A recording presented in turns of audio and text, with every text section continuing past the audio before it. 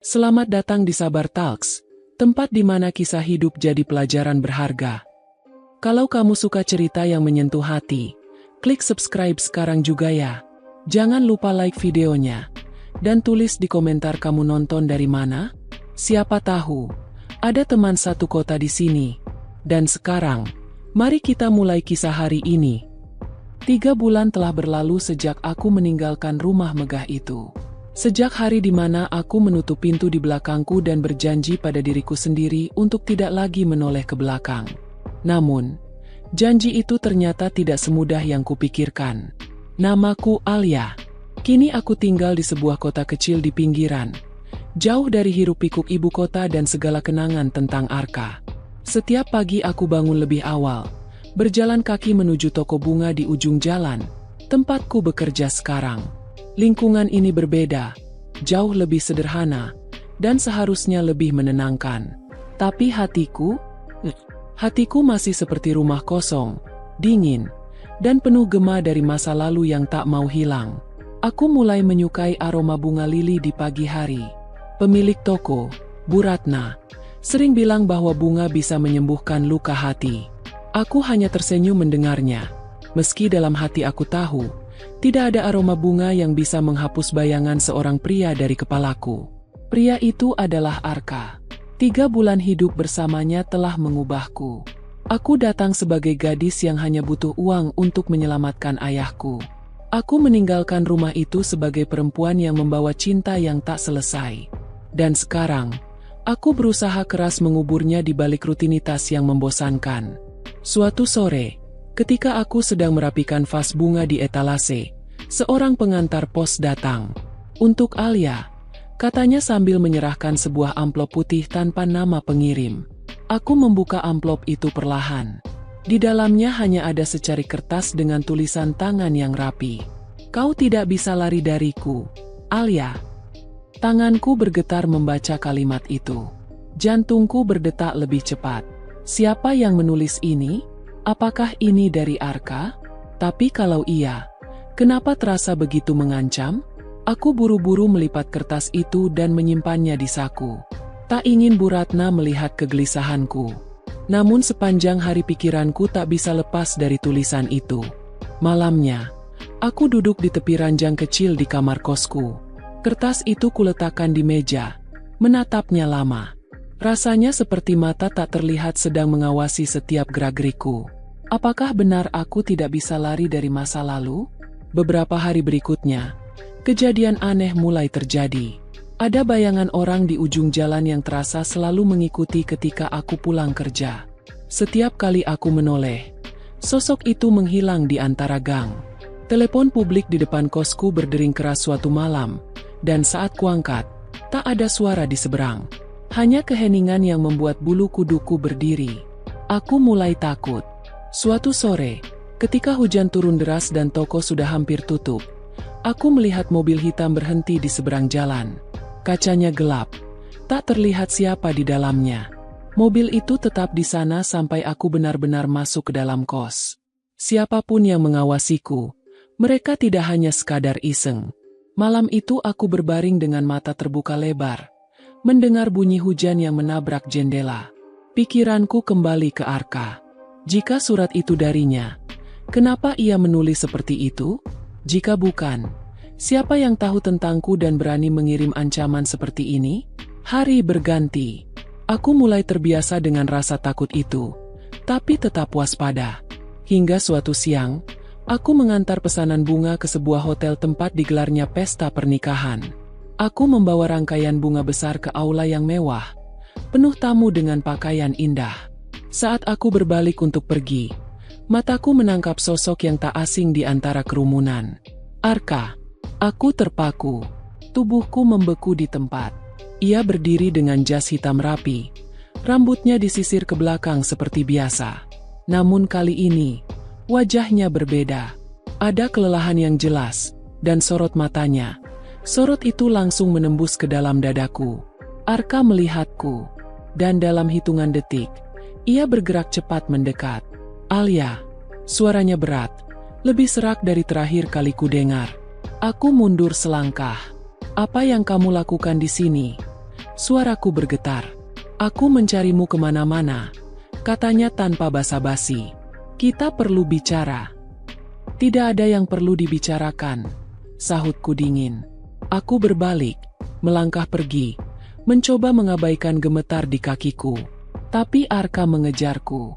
Tolong, hanya sebentar. Aku berhenti di pintu, menoleh sebentar. Jangan ikuti aku.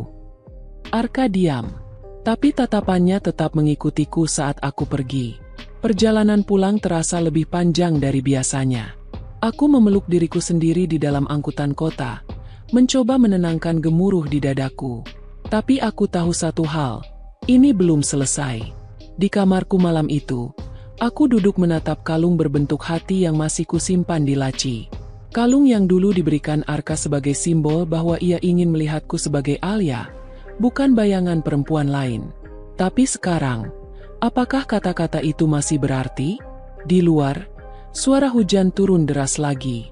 Dan di sela suara itu, entah kenapa, aku merasa seseorang berdiri di luar pintu kosku. Aku menahan napas. Tubuhku menegang di tepi ranjang, menatap ke arah pintu yang tertutup rapat. Jantungku berdetak kencang, seperti berteriak memperingatkan. Apakah ini perasaanku saja? Atau benar ada yang mengawasiku? Aku berusaha memberanikan diri, berjalan pelan mendekati pintu, menempelkan telinga pada kayunya. Hanya suara hujan. Tak ada suara langkah kaki. Tak ada ketukan.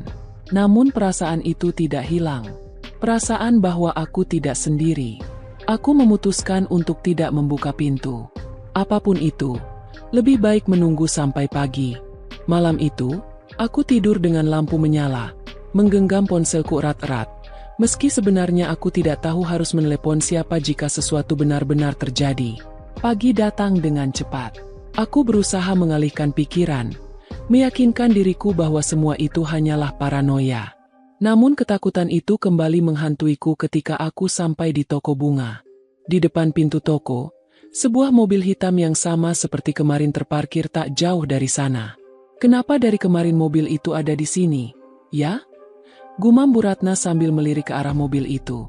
Aku hanya menggeleng, pura-pura tidak peduli. Padahal dalam hatiku, aku yakin mobil itu memperhatikanku. Hari itu berjalan lambat. Setiap jam terasa panjang. Dan ketika toko akhirnya tutup, aku menyiapkan diri untuk perjalanan pulang. Tapi saat aku keluar dari toko, hujan turun lagi. Lebat, seperti semalam. Aku mendesah, memutuskan menunggu sebentar di beranda toko. Saat itulah sebuah suara yang sangat kukenal menyapaku. Alia! Aku berbalik cepat. Arka berdiri di sana, basah kuyup, tanpa payung. Kemeja putihnya menempel pada tubuh. Wajahnya lelah namun sorot matanya tetap sama seperti terakhir kali kulihat. Intens, menembus. Kita perlu bicara, katanya. Aku mundur selangkah, kaget sekaligus marah. Kenapa kamu ada di sini? Kenapa kamu mengikutiku? Aku tidak mengikutimu. Aku mencarimu.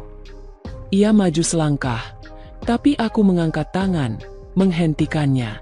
Pergi, Arka. Aku tidak mau membicarakan apapun, ucapku dingin. Namun ia tetap berdiri di sana, seperti patung yang menolak bergeser. Aku tidak akan pergi sampai kamu mendengarkanku. Aku memutar mata, mencoba menahan amarah. Apa lagi yang mau kamu katakan? Bukankah semuanya sudah jelas? Aku sudah pergi. Kita sudah selesai. Tapi aku tidak selesai, katanya cepat. Kata-katanya seperti peluru yang menghantamku. Aku menatapnya, berusaha membaca wajahnya. Apa yang sebenarnya ia mau dariku? Kenapa kamu datang ke sini? Tanyaku akhirnya. Suaraku lebih tenang tapi penuh tuntutan. Arka menghela napas, menatap tanah sejenak, lalu kembali menatapku. Karena aku tahu kamu dalam bahaya. Aku mengerutkan kening. Apa maksudmu? Alia, suaranya semakin dalam.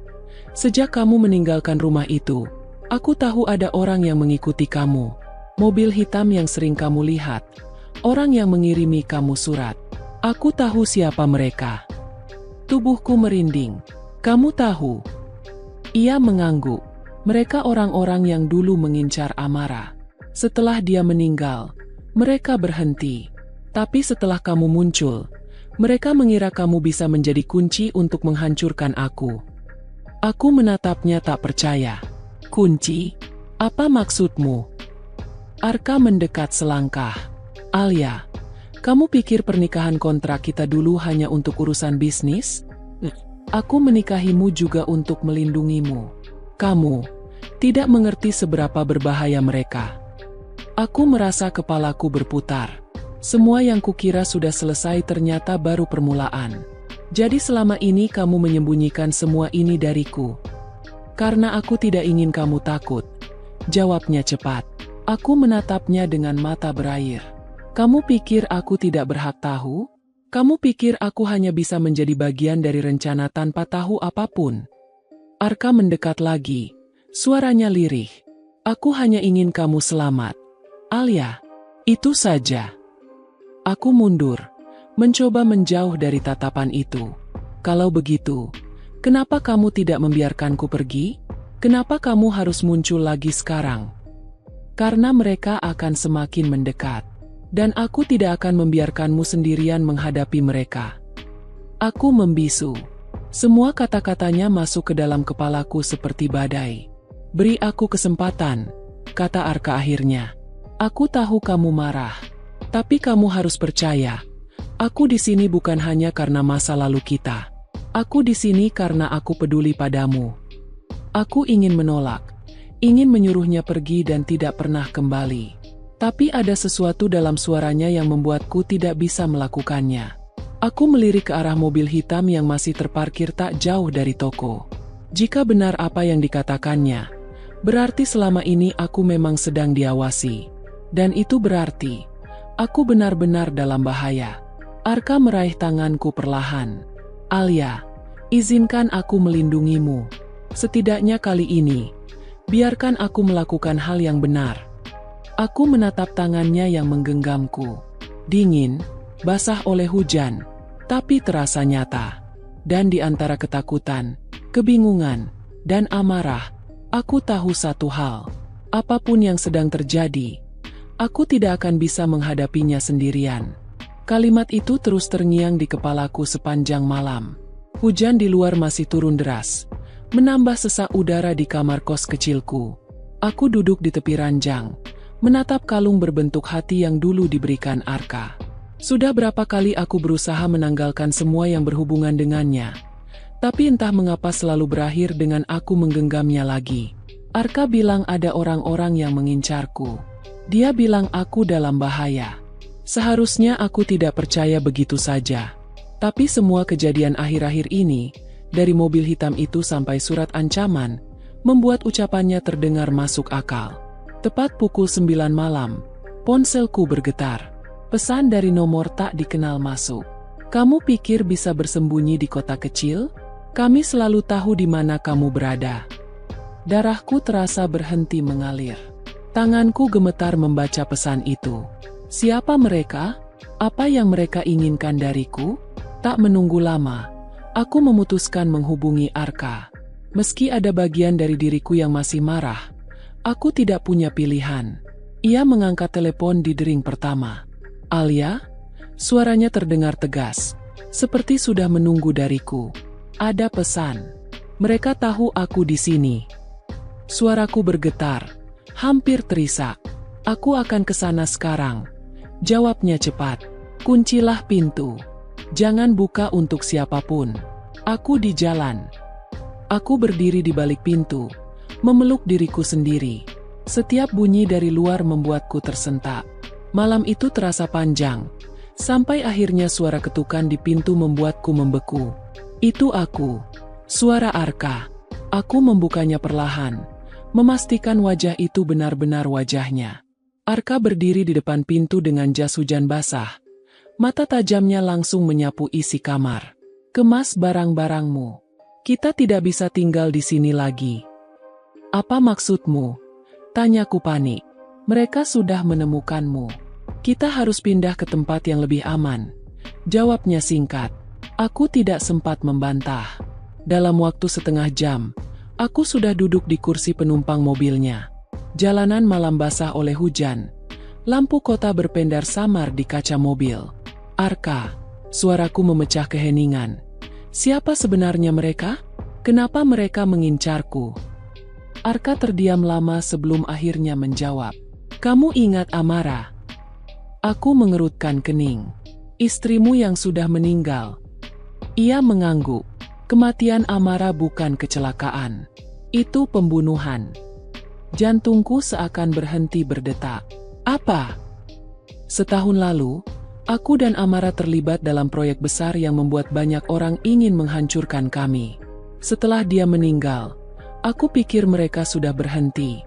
Tapi ketika kamu masuk ke hidupku, mereka mengira kamu tahu sesuatu. Atau setidaknya, kamu bisa dipakai untuk membuatku hancur.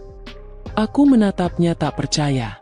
Jadi, pernikahan kontrak itu semua bukan hanya soal bisnis. Arka menoleh ke arahku sejenak. Awalnya iya, aku butuh istri untuk alasan bisnis. Tapi juga untuk alasan keamanan. Dengan menikahimu, aku bisa memberimu perlindungan tanpa mereka curiga. Tubuhku bergetar. Jadi selama ini, aku bukan hanya istri kontrak. Aku adalah perisai hidup. Kenapa kamu tidak bilang dari awal? Tanyaku lirih. Mataku panas menahan air mata. Karena aku tidak ingin kamu takut. Jawabnya. Dan karena aku tidak tahu bagaimana mengatakannya tanpa membuatmu lari dariku. Aku memalingkan wajah, menatap keluar jendela. Perasaanku kacau. Marah, takut, tapi juga ada bagian dari diriku yang merasa lega karena akhirnya tahu kebenaran. Mobil berhenti di depan sebuah villa di pinggiran kota. Bangunan besar dengan pagar tinggi, dijaga beberapa orang berseragam. Arka membawaku masuk, memastikan semua pintu terkunci rapat. Mulai sekarang kamu tinggal di sini, katanya. Tidak ada yang bisa masuk tanpa sepengetahuanku. Aku berdiri di ruang tamu yang luas, merasa seperti kembali ke masa lalu, ke rumah besar tempat aku pernah menjadi istri kontrak. Bedanya, kali ini aku tahu alasannya. Arka, panggilku. Ia menoleh. Kenapa kamu peduli padaku? Tanyaku, menatap matanya. Kalau ini semua hanya urusan mereka, kenapa kamu repot-repot melindungiku? Aku bahkan tidak ada hubungannya dengan hidupmu lagi. Arka terdiam lama. Lalu ia melangkah mendekat, berdiri hanya beberapa sentimeter dariku. Karena kamu sudah menjadi bagian dari hidupku, Alia, katanya pelan. Aku tidak bisa membiarkanmu terluka. Tidak sekarang. Tidak setelah semua ini. Mataku berkaca-kaca. Kata-katanya membuatku ingin percaya, meski bagian dari diriku masih ragu. Malam itu, aku tidur di kamar tamu villa itu. Tapi mataku sulit terpejam. Pikiranku dipenuhi rahasia-rahasia baru yang terungkap. Dan satu pertanyaan yang terus menghantui. Jika benar mereka yang membunuh Amara sekarang mengincarku, apa yang akan terjadi padaku selanjutnya? Dan apakah aku benar-benar bisa percaya pada Arka? Pertanyaan itu terus bergema di kepalaku ketika matahari pagi masuk melalui jendela besar kamar villa ini. Aku duduk di tepi ranjang, menggenggam selimut erat-erat seperti itu saja bisa memberiku rasa aman. Semalaman aku tidak benar-benar tidur. Setiap kali aku memejamkan mata, bayangan pesan ancaman dan wajah orang-orang asing yang mungkin mengincarku selalu muncul. Pagi itu, Arka sudah ada di ruang tamu ketika aku turun. Ia mengenakan kemeja biru yang rapi, berdiri di depan jendela besar sambil menatap halaman. Wajahnya terlihat tegas, tapi sorot matanya menunjukkan sesuatu yang lain, sesuatu yang berat. Kamu sudah bangun, katanya tanpa menoleh. Sejak lama, jawabku singkat. Aku berjalan ke arah meja makan, mencoba mengalihkan diri dengan sarapan yang sudah disiapkan entah oleh siapa. Arka berbalik dan berjalan ke arahku. Aku akan meningkatkan keamanan di sekitar villa ini. Mulai hari ini, 2 orang penjaga akan selalu ada di luar pintu kamarmu. Kamu tidak boleh pergi sendiri kemanapun. Aku mendongak, menatapnya. Aku bukan tahananmu. Alia, ini demi keselamatanmu. Keselamatan. Aku tertawa pahit. Lucu sekali kamu bicara begitu. Kalau dari awal kamu jujur, aku mungkin bisa merasa aman. Tapi sekarang, rasanya seperti aku hanya bidak di permainanmu. Arka terdiam, menerima semua kata-kataku tanpa membantah. Tapi diamnya membuatku semakin geram. Kenapa kamu diam saja? Katakan sesuatu. Ia menghela napas panjang, lalu duduk di kursi seberangku. Karena kamu benar. Aku salah. Aku pikir aku bisa melindungimu tanpa membuatmu takut, tanpa membuatmu tahu.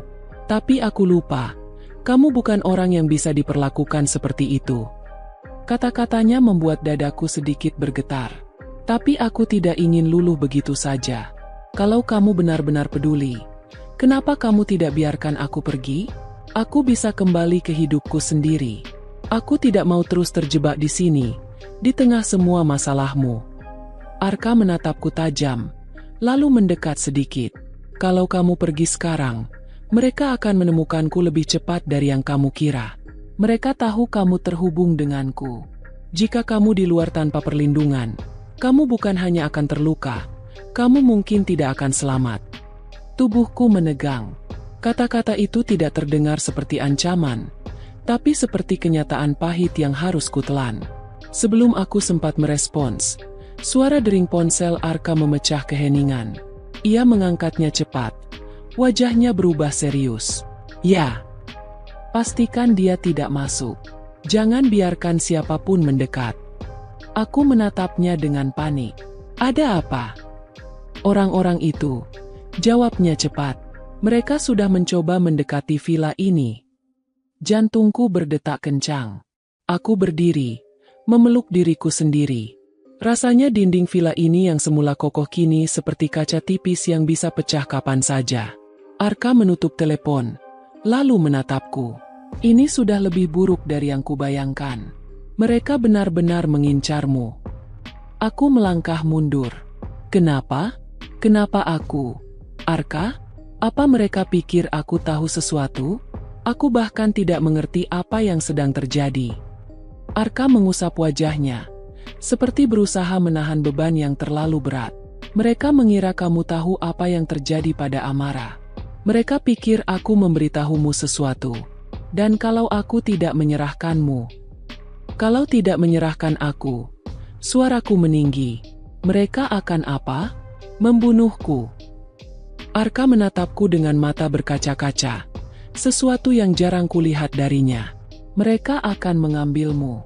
Dan aku tidak akan membiarkan itu terjadi. Aku terdiam. Hatiku campur aduk. Marah, takut. Tapi juga terenyuh melihat sisi Arka yang rapuh. Tapi bagaimana kalau aku tidak mau tinggal di sini? Bagaimana kalau aku tidak mau ikut permainanmu? Arka berdiri, mendekatiku. Kalau kamu pergi, kamu akan mati, Alia. Kata-kata itu menghantamku seperti petir. Tak ada ruang untuk membantah. Tubuhku lemas, lututku hampir goyah. Arka mengulurkan tangannya, menyentuh bahuku dengan lembut. Aku tahu kamu benci berada di sini. Aku tahu kamu benci aku. Tapi biarkan aku memperbaiki semuanya. Biarkan aku melindungimu. Kali ini dengan cara yang benar. Aku menatapnya, mencoba menemukan kebohongan di matanya. Tapi yang kulihat hanyalah kesungguhan. Air mataku jatuh tanpa bisa kutahan. Arka, aku tidak tahu apakah aku bisa mempercayaimu lagi. Arka menunduk. Suaranya lirih. Kalau begitu, percayalah pada dirimu sendiri, bahwa kamu berhak hidup. Dan aku, hanya akan menjadi orang yang memastikan itu terjadi. Sebelum aku bisa menjawab, suara gaduh dari luar membuat kami berdua terlonjak. Suara langkah cepat para penjaga, teriakan singkat, dan bunyi tembakan peringatan. Arka segera menarik tanganku. Ke kamar. Kunci pintunya. Jangan keluar sampai aku yang datang. Aku tak sempat bertanya apa yang terjadi. Arka sudah berlari keluar, meninggalkanku di tengah kepanikan. Aku berlari ke kamar, mengunci pintu, dan duduk di sudut, memeluk lututku. Telingaku berusaha menangkap setiap suara di luar. Suara orang berteriak, pintu berdebam, Suara yang terlalu dekat. Untuk pertama kalinya, aku benar-benar percaya pada kata-kata Arka, bahwa aku memang sedang diburu. Dan mungkin, waktu kami untuk melawan tidak akan lama lagi. Aku mendengar langkah kaki berat berlarian di luar kamar, suara pintu dibanting, lalu teriakan yang membuat darahku membeku. Aku berdiri di balik pintu kamar, menggenggam gagang pintu erat-erat, mencoba menahan gemetar di tubuhku. Di luar sana, dunia terasa seperti runtuh. Tiba-tiba 3 ketukan keras menghantam pintu. "Alia, ini aku." Suara Arka. Aku buru-buru membuka pintu. Arka berdiri di sana dengan wajah pucat dan napas terengah-engah. Kemejanya berlumuran lumpur. Ada bekas darah kering di lengannya. Entah milik siapa. "Kita tidak bisa tinggal di sini lagi," katanya cepat sambil menarik tanganku. "Mereka sudah tahu lokasi villa ini. Kita harus pergi sekarang." Aku hampir tidak bisa bernapas. Kemana? Tempat yang lebih aman. Tempat yang bahkan mereka tidak tahu. Kami berlari melewati lorong panjang villa yang kini berantakan. Beberapa penjaga tergeletak di lantai. Entah pingsan atau lebih buruk dari itu. Aku menahan tangis saat melihat mereka. Tapi Arka terus menarikku. Tak membiarkanku berhenti. Kami masuk ke mobil yang sudah menunggu di belakang villa. Mesin menyala, dan mobil langsung melesat menembus gerbang belakang yang sudah setengah hancur. "Arka, siapa mereka?" Aku hampir berteriak. "Orang-orang yang sama yang membunuh Amara," jawabnya cepat tanpa menoleh. "Mereka tidak berhenti sampai mendapatkan apa yang mereka mau." "Dan apa itu? Apa yang mereka mau dariku?" Ia diam sejenak, menatap jalanan gelap di depan. "Mereka tidak peduli siapa kamu. Mereka hanya tahu kamu berharga bagiku. Dan itu cukup bagi mereka untuk menggunakanmu sebagai senjata." Dadaku terasa sesak. Jadi benar. Semua ini karena aku dekat dengannya. Mobil berhenti di sebuah gudang tua di pinggiran kota. Arka membawaku masuk ke dalam. Di sana sudah ada beberapa pria berpakaian sipil dengan wajah tegang. Mereka menunduk hormat pada Arka, lalu memandangku dengan penuh rasa ingin tahu. "Ini tempat sementara," kata Arka. "Tidak mewah, tapi aman." Aku berdiri di tengah ruangan dingin itu, memeluk tubuhku sendiri. Sampai kapan aku harus hidup seperti ini?